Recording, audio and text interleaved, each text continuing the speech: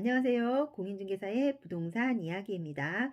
오늘은 상가를 임대차 하려는 초보자들이 알아두면 좋을 법한 권리금에 대한 이야기를 해보려고 합니다. 권리금은 법적으로 딱 정해진 것이 아니기 때문에 기본적으로 알고 있어야 손해를 보지 않기 때문입니다. 권리금이란 무엇일까요? 상가 건물에서 영업을 하거나 또는 영업을 하려는 사람이 영업시설, 비품, 거래처, 신용, 영업상의 노하우, 상가 건물 위치에 따른 영업상의 이점을 양도하거나 이를 이용하려고 할 때 보증금 차임 이외에 지급하는 대가를 말합니다. 권리금의 종류는 여러 가지가 있지만 가장 대표적인 것이 바닥권리금, 영업권리금, 시설권리금이라고 할 수가 있습니다. 그럼 바닥권리금부터 이야기를 해볼게요. 상권과 입지에 붙는 권리금으로 위치가 좋아 하루 종일 지나다니는 사람이 많고 독점적으로 장사를 할 수 있는 곳에 붙는 일종의 자리세라고 할 수 있습니다.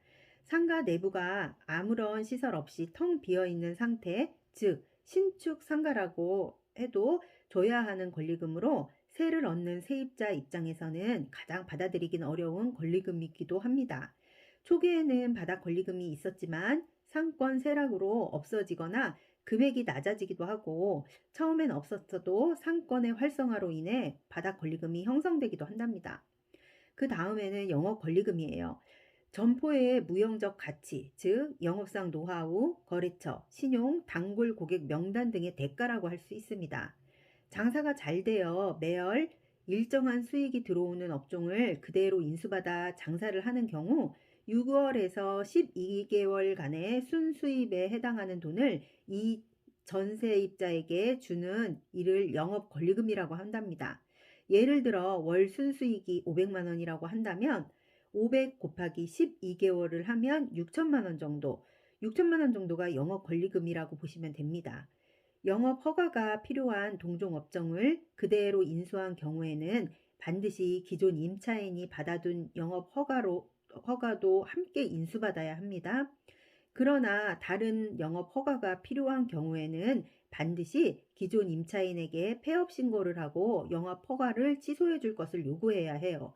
왜냐하면 동일한 상가에 두 개의 영업 허가가 나지 않기 때문입니다. 다음은 시설 권리금이에요.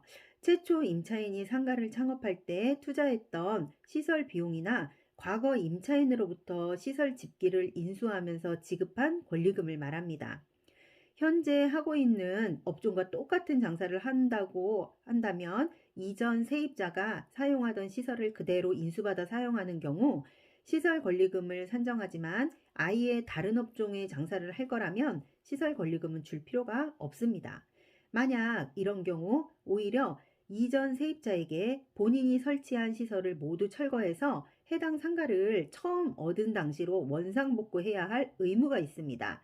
그리고 어떤 업종이 어느 정도 인테리어를 했느냐에 따라 다르지만 이론적으로는 시설을 한 지 3년에서 5년 정도 경과되면 감가상각에 의하여 시설 권리금이 인정되지 않는다고 하니 감가상각 부분도 잘 따져보시기 바랍니다.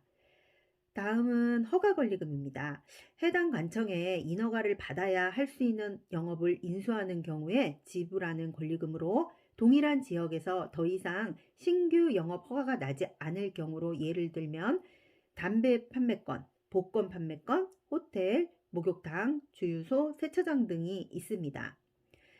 마지막으로 임차 보장 권리금이 있어요. 임대차 계약상 존속 기간을 상당 기간 보장한다는 약속을 전제로 임차인이 임대인에게 지급하는 권리금을 말합니다.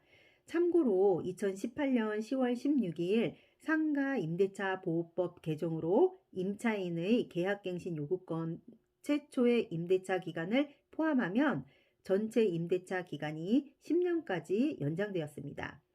지금까지 상가 임대차 시 알아두면 좋을 법한 권리금의 종류에 대해 알아보았습니다. 오늘도 최선을 다하는 행복한 하루 보내시길 바랍니다. 감사합니다.